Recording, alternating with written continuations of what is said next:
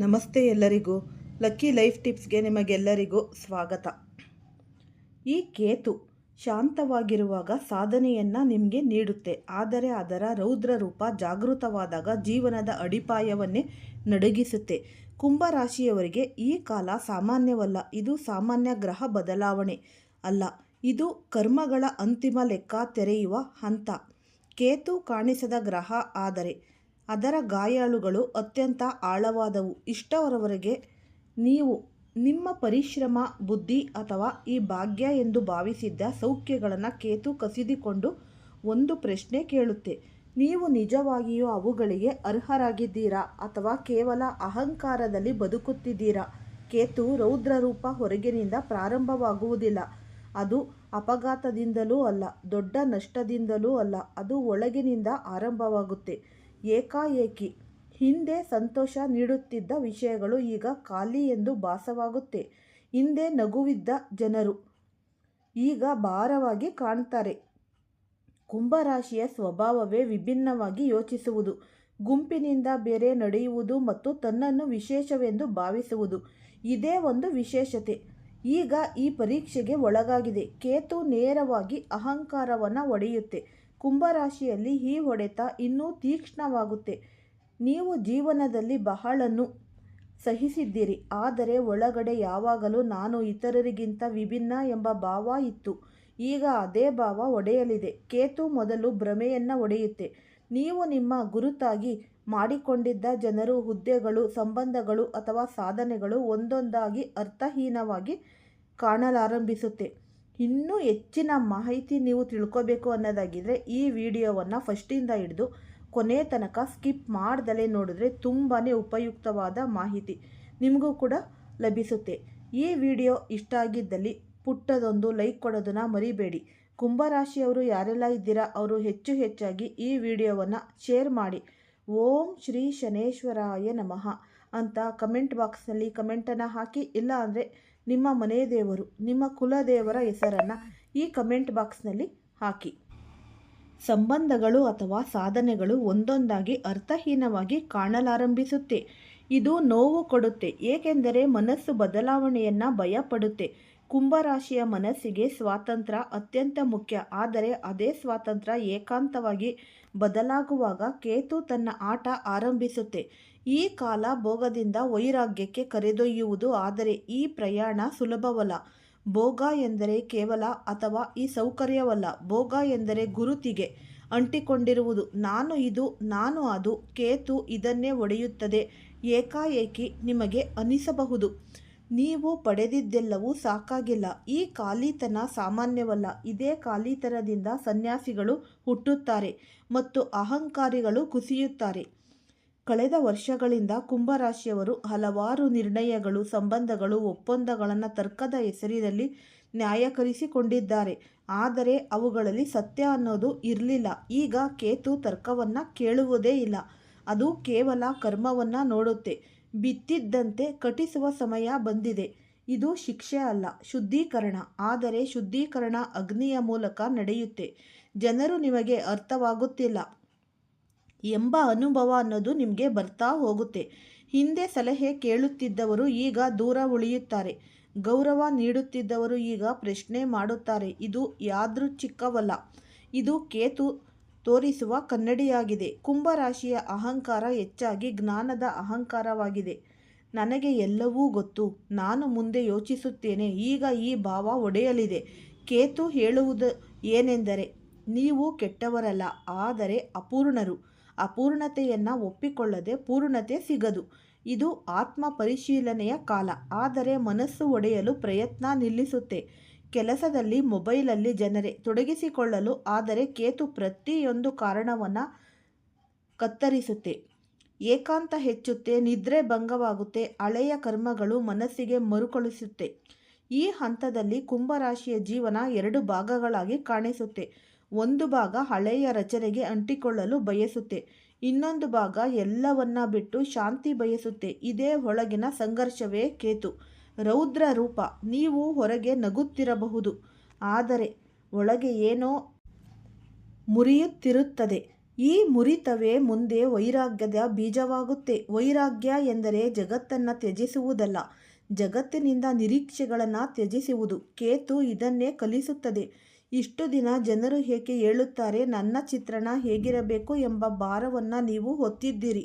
ಈಗ ಇದು ಅಪ್ರಸಕ್ತವಾಗುತ್ತೆ.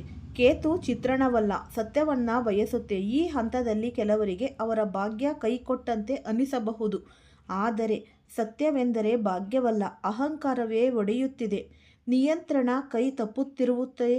ಭಯ ಕೇತು ನಿಯಂತ್ರಣವನ್ನು ಕಸಿದು ಸಮರ್ಪಣೆಯನ್ನು ಕಲಿಸುತ್ತೆ. ಈ ಕಾಲ ಸಂಬಂಧಗಳನ್ನು ಪರೀಕ್ಷಿಸುತ್ತದೆ. ಸೌಲಭ್ಯಕ್ಕೆ ನಿಂತ ಸಂಬಂಧಗಳು ಮುರಿಯುತ್ತವೆ, ಸತ್ಯಕ್ಕೆ ನಿಂತ ಇನ್ನಷ್ಟು ಆಳಗೊಳ್ಳುತ್ತವೆ. ನಿರಂತರವು ಎಲ್ಲರೂ ಕೂಡ ಜೊತೆಯಲ್ಲಿ ನಡೆಯುವುದಿಲ್ಲ ಎಂಬುದನ್ನು ಒಪ್ಪಿಕೊಳ್ಬೇಕು. ಕೇತು ಗುಂಪನ್ನು ಕೊಡುವುದಿಲ್ಲ, ಏಕಾಂತವನ್ನು ಕೊಡುತ್ತದೆ. ಆ ಏಕಾಂತದಲ್ಲಿ ಆತ್ಮ ಮಾತನಾಡುತ್ತೆ. ನೀವು ಹಲವಾರು ಬಾರಿ ನಿಮ್ಮ ಒಳಗಿನ ಧ್ವನಿಯನ್ನು ಮರೆಮಾಚಿದ್ದೀರಿ. ಈಗ ಅದು ಇನ್ನಷ್ಟು ಜೋರಾಗುತ್ತೆ. ಕೇಳದೆ ಇರಲು ಸಾಧ್ಯವಿಲ್ಲ. ಇದೇ ಕೇತು ರೌದ್ರ ರೂಪ. ಮೊದಲ ಹಂತದ ದೊಡ್ಡ ಸಂಕೇತವೆಂದರೆ ಜೀವನದ ರುಚಿ ಬದಲಾಗುತ್ತಿದೆ. ಇದು ಅಂತ್ಯವಲ್ಲ, ತಯಾರಿ. ಕೇತು ಮೊದಲು ಖಾಲಿ ಮಾಡುತ್ತದೆ, ನಂತರ ತುಂಬುತ್ತದೆ. ಇದು ಕುಂಭರಾಶಿಯವರಿಗೆ ಕರ್ಮಗಳ ಲೆಕ್ಕದ ಆರಂಭ. ಪೂರ್ಣ ಲೆಕ್ಕ ಇನ್ನೂ ಬಾಕಿ ಇದ್ದು ಈ ಎಚ್ಚರಿಕೆ ಮತ್ತು ಸಂಕೇತ. ಮುಂದಿನ ಹಂತ ಇನ್ನೂ ಸೂಕ್ಷ್ಮ, ಆಳ ಮತ್ತು ನಿರ್ಣಾಯಕ. ಜೀವನ ಕೈಯಿಂದ ಜಾರು ಹಾರುತ್ತಿರುವಂತೆ ಅನಿಸುತ್ತೆ. ವಸ್ತುಗಳು ಏಕಾಏಕಿ ಮುರಿಯುವುದಿಲ್ಲ, ಒಳಗಿನಿಂದ ಕರಗುತ್ತೆ. ನಾನು ಇದೆಲ್ಲವನ್ನು ಏಕೆ ಮಾಡುತ್ತಿದ್ದೇನೆ ಎಂಬ ಪ್ರಶ್ನೆಗಳು ಮನಸ್ಸನ್ನು ಬಿಡುವುದಿಲ್ಲ. ಈ ಹಂತದಲ್ಲಿ ಕೇತು ಕೇವಲ ಈ ಜನ್ಮದ ಕರ್ಮವಲ್ಲ, ಆತ್ಮದ ಕರ್ಮಗಳನ್ನು ತೆರೆಯುತ್ತದೆ. ಕಾರಣವಿಲ್ಲದ ಭಯ, ಪಶ್ಚಾತ್ತಾಪ, ಅಪರಾಧ ಭಾವ ಬರುತ್ತದೆ. ಕೇತು ಶ್ರುತಿಯಿಂದಲ್ಲ, ಆತ್ಮದಿಂದ ಲೆಕ್ಕ ಕೇಳುತ್ತೆ. ಪ್ರಯತ್ನ ಇದ್ದರೂ ಫಲ ತೃಪ್ತಿ ಕೊಡದು. ಅಹಂಕಾರ ಕೊನೆಯ ಬಾರಿ ಹೊರಗಿನವರ ಮೇಲೆ ಬೆರಳು ತೋರಿಸಲು ಪ್ರಯತ್ನಿಸುತ್ತದೆ. ಆದರೆ ಕೇತು ಎಲ್ಲ ಬೆರಳನ್ನು ಕತ್ತರಿಸಿ ಒಳಗೆ ತಿರುಗಿಸುತ್ತದೆ. ತರ್ಕಶೀಲ ಕುಂಭರಾಶಿಗೆ ಇದು ಕಷ್ಟದ ಕಾಲ. ಅರ್ಥಕ್ಕೆ ಮೀರಿದ ಅನುಭವಗಳು ಬರುತ್ತೆ. ಅದಕ್ಕಾಗಿಯೇ ಆಧ್ಯಾತ್ಮ, ಈ ಮರಣ, ಜೀವನದ ಅರ್ಥದ ವಿಷಯಗಳು ಆಕರ್ಷಿಸುತ್ತವೆ. ಈಗ ನೈತಿಕ ಅಹಂಕಾರವು ಒಡೆಯಲಿದೆ. ಹೆಚ್ಚು ಜಾಗೃತ ಸಂಬಂಧಗಳಲ್ಲಿ ಕಠಿಣತೆ ಅನ್ನೋದು ದೂರ, ಆರೋಪಗಳು ಬರುತ್ತವೆ. ಆದರೆ ಇದು ಕಲಿಕೆ. ಮೇಲೆ ಒಂದು ನಿಶ್ಶಬ್ದತೆ ಬರುತ್ತೆ. ಮೊದಲು ಭಯ, ನಂತರ ಶಾಂತಿ, ಭೋಗ ಹಿನ್ನಡೆಯುತ್ತೆ. ಈ ವೈರಾಗ್ಯ ಅನ್ನೋದು ಆರಂಭವಾಗುತ್ತೆ. ಪ್ರತಿರೋಧ ಬಿಟ್ಟವರಿಗೆ ದಾರಿ ತೆರೆದುಕೊಳ್ಳುತ್ತದೆ. ಇದು ದುರ್ಬಲತೆ ಅಲ್ಲ, ಆತ್ಮಬಲ. ದೈಹಿಕ ಮತ್ತು ಮಾನಸಿಕ ದಣಿವು ಕೂಡ ಶೋಧನೆಯ ಭಾಗ. ಭಾವನೆಗಳು ಅಸ್ಥಿರವಾಗುತ್ತವೆ. ಕೋಪ, ದುಃಖ, ಅನಾಸಕ್ತಿ, ಹಳೆಯ ವ್ಯಕ್ತಿತ್ವ ಮುರಿಯುತ್ತದೆ.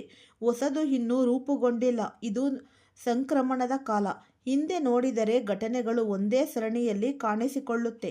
ಅನ್ಯಾಯ ಪಾಠವಾಗುತ್ತದೆ, ನಷ್ಟ ಮಾರ್ಗದರ್ಶನವಾಗುತ್ತದೆ. ಕೇತು ಈ ಸಮಯವನ್ನು ವೃತ್ತಾಕಾರದಲ್ಲಿ ತೋರಿಸುತ್ತದೆ. ಈ ಹಂತದಲ್ಲಿ ಯಾವುದೇ ಹೊರಗಿನ ಆಧಾರ ಕೆಲಸ ಮಾಡದು. ಸತ್ಯದ ಮುಂದೆ ತಲೆ ಬಾಗಲೇಬೇಕು. ಹೊರಗೆ ಏನೂ ಬದಲಾಗುವುದಿಲ್ಲ, ಒಳಗೆ ಎಲ್ಲವೂ ಬದಲಾಗುತ್ತದೆ. ಇದೇ ಕೇತು ಅದ್ಭುತ. ಇದು ಪ್ರಯಾಣದ ಮಧ್ಯಬಿಂದು. ಇಲ್ಲಿಂದ ಹಿಂತಿರುಗುವಿಕೆ ಇಲ್ಲ. ಮುಂದಿನ ಹಂತ ನಿರ್ಣಾಯಕ. ಇಲ್ಲಿ ಕರ್ಮಗಳ ಲೆಕ್ಕ ಪೂರ್ಣವಾಗುತ್ತದೆ ಮತ್ತು ಜೀವನ ಹೊಸ ರೂಪ ಅನ್ನೋದು ತಾಳ್ತಾ ಹೋಗುತ್ತೆ. ಆದಷ್ಟು ನೀವು ಏನಾದರೂ ಒಂದು ಕೆಲಸ ಮಾಡಬೇಕಾದ್ರೆ ಒಂದು 10-15 ಸಲ ಯೋಚನೆ ಮಾಡಿ ಮುಂದಕ್ಕೆ ಹೆಜ್ಜೆಯನ್ನು ಇಡೋದ್ರಿಂದ ನಿಮ್ಮ ಜೀವನದಲ್ಲಿ ಎಲ್ಲ ಕೆಲಸಗಳು ಕೈಗೂಡುತ್ತವೆ ಅಂತಲೇ ಅನ್ನಬಹುದು. ಆದಷ್ಟು ನೀವು ಈ ಶನಿ ಭಗವಾನರನ್ನು ನಂಬಿ ಎಳ್ಳು ಎಣ್ಣೆಯ ದೀಪಗಳನ್ನು ಹಚ್ಚಿ ಶನಿವಾರದಂದು. ನಂತರ ಈ ಪ್ರಾಣಿ ಪಕ್ಷಿಗಳಿಗೆ ಆಹಾರವನ್ನು ನೀಡಿ. ತುಂಬ ಬಡವರು ಅಂತ ನಿಮಗೆ ಏನಾದರೂ ಗೊತ್ತಾದರೆ, ಈ ನಿರ್ಗತಿಕರು ಅಂತ ಗೊತ್ತಾದರೆ ಅವರಿಗೆ ಒಂದು ಹೊತ್ತಿನ ಊಟ, ಈ ಬಟ್ಟೆ ಏನಾದರೂ ನೀವು ಕೊಡಿ. ನಂತರ ನೀವು ಯಾವಾಗಲೂ ಆದಷ್ಟು ಈ ಕಂದು ಬಣ್ಣ ಅಥವಾ ನೀಲಿ ಬಣ್ಣದ ಬಟ್ಟೆಗಳನ್ನು ಆದಷ್ಟು ಧರಿಸಿ. ಇದರಿಂದ ನಿಮಗೆ ಮನಸ್ಸಿಗೆ ಒಂದು ಶಾಂತತೆ ಅನ್ನೋದು ಕೂಡಿ ಬರುತ್ತೆ, ಒಂದು ಸಮಾಧಾನ ಅನ್ನೋದು ಇರುತ್ತೆ. ಈಗ ಕೈನಲ್ಲಿ ಎಷ್ಟೇ ದುಡ್ಡಿದ್ರೂ ಒಂದೊಂದು ಸಲ ಸಮಾಧಾನ ಅನ್ನೋದಿರಲ್ಲ. ಈಗಂತೂ ಧನುರ್ಮಾಸ, ಈ ಮಂಡಿ ನೋವು, ಕಾಲು ನೋವು, ಕೈ ನೋವು ಅಂತ ಹೇಳ್ತಾನೆ ಇರ್ತೀರ. ಹಾಗಾಗಿ ಆದಷ್ಟು ನೀವು ಈ ಶಾಂತತೆಯಿಂದ ಇರಬೇಕು. ಮಂಡಿ ನೋವು ಎಲ್ಲ ಹೋಗಬೇಕು ಅಂದರೆ ಈ ಪ್ರಾಣಿ ಪಕ್ಷಿಗಳಿಗೆ ಆದಷ್ಟು ಅನ್ನ, ಆಹಾರ, ಕಾಳುಗಳನ್ನು ನೀಡೋದ್ರಿಂದ ಪ್ರತಿ ಶನಿವಾರದಂದು ನೀವು ಈ ಕಾಗೆಗಳಿಗೆ ಸ್ವಲ್ಪ ಅನ್ನ ಮತ್ತು ಅಕ್ಕಿಯನ್ನು ಏನು ತಿಂತವೆ ಅದನ್ನು ನೀವು ನೀಡೋದ್ರಿಂದ ಈ ಶನಿ ಭಗವಾನರ ಕೃಪೆಗೆ ಪಾತ್ರರಾಗ್ತೀರ. ಈ ಅಷ್ಟಮ ಶನಿ, ಅರ್ಧಾಷ್ಟಮ ಶನಿ, ಸಾಡೆ ಸಾತಿಯ ಶನಿ ಯಾವುದೇ ಇದ್ರೂ ಅದರಿಂದ ನೀವು ದೂರ ಆಗ್ತೀರ. ಎಲ್ಲ ಕೆಲಸಗಳಲ್ಲಿ ಅಭಿವೃದ್ಧಿ ಅನ್ನೋದು ಹೊಂದುತ್ತೀರ. ಈ ಪ್ರಗತಿ ಯಶಸ್ಸು ಅನ್ನೋದು ನಿಮ್ಮದಾಗುತ್ತೆ. ಈ ಮಕ್ಕಳ ವಿದ್ಯಾಭ್ಯಾಸದಲ್ಲಿ ನೀವು ಏಳಿಗೆಯನ್ನು ಕಾಣ್ತೀರ. ಆದಷ್ಟು ನೀವು ಈ ಕುಂಭರಾಶಿಯವರು ಆಗಿದ್ದಲ್ಲಿ ಈ ಬೆರಳಿಗೆ ಈ ಬೆಳ್ಳಿದು, ಯಾಕೆಂದರೆ ಚಿನ್ನದ ರೇಟ್ ಎಲ್ಲ ತುಂಬಾ ಜಾಸ್ತಿ ಆಗೋಗಿದೆ. ಆದಷ್ಟು ಬೆಳ್ಳಿದೇ ಧರಿಸಿ, ಏನು ತೊಂದರೆ ಇಲ್ಲ. ನಿಮಗೆ ಕುಂಭರಾಶಿಯವರಿಗೆ ಈ ನೀಲಿ ಬಣ್ಣದ ಈ ಉಂಗುರವನ್ನು ಧರಿಸೋದ್ರಿಂದ ನೀವು ಆದಷ್ಟು ನೆಮ್ಮದಿಯಿಂದ ಶಾಂತತೆಯಿಂದ ಜೀವನವನ್ನು ಮಾಡಬಹುದು. ಹತ್ತಿರದಲ್ಲೇ ನೀವು ಯಾರಾದರೂ ಈ ಜ್ಯೋತಿಷಿಗಳು ಇದ್ದರೆ ಅವರ ಹತ್ರ ಹೋಗಿ ಪರಿಶೀಲಿಸಿ ನೀವು ಅದನ್ನು ಕೊಂಡುಕೊಂಡು ಬಂದು ನೀವು ಬೆರಳಿಗೆ ಹಾಕಿ. ನೀವೇ ಹೇಳ್ತೀರಾ, ಅಷ್ಟರ ಮಟ್ಟಿಗೆ ನಿಮ್ಮ ಜೀವನದಲ್ಲಿ ಒಂದು ಚಮತ್ಕಾರ ಅನ್ನೋದು, ಒಂದು ಮಿರಾಕಲ್ ಅನ್ನೋದು ಆಗಿಬಿಡುತ್ತೆ. ಯಾಕೆಂದರೆ ಇಷ್ಟು ವರ್ಷಗಳಿಂದ ನೀವು ತುಂಬ ಕಣ್ಣೀರಿನಿಂದ ಕೈ ತೊಳಿತಾ ಇದ್ರಿ, ಮತ್ತು ಕಷ್ಟಗಳಿಂದ ನೀವು ಈ ಮೆಟ್ಟಿಲುಗಳನ್ನು ಒಂದೊಂದೇ ಏರ್ತಾ ಬಂದಿರೋದು. ಸತ್ಯ ಅಂದರೆ ನೀವು ಅಂದರೆ ಸತ್ಯ ಕುಂಭರಾಶಿಯವರು. ಹಾಗಾಗಿ ನೀವು ಆದಷ್ಟು ಈ ಶನಿ ಭಗವಾನರು ನೀವು ಏನೇ ಒಂದು ಅಡ್ಡದಾರಿ ಹಿಡಿಲಿಕ್ಕೆ ಹೋದ್ರೂ ಅವರು ತಡೆ ಹಿಡಿತಾರೆ. ಸತ್ಯದ ಧರ್ಮನೇ ನಿಮಗೆ ತೋರಿಸೋದು. ಈ ಉಪಯುಕ್ತವಾದ ವಿಡಿಯೋ ಇಷ್ಟ ಆಗಿದ್ದಲ್ಲಿ ಲೈಕ್ ಮಾಡಿ, ಶೇರ್ ಮಾಡಿ, ಸಬ್ಸ್ಕ್ರೈಬ್ ಮಾಡಿ. ಎಲ್ಲರಿಗೂ ಧನ್ಯವಾದಗಳು.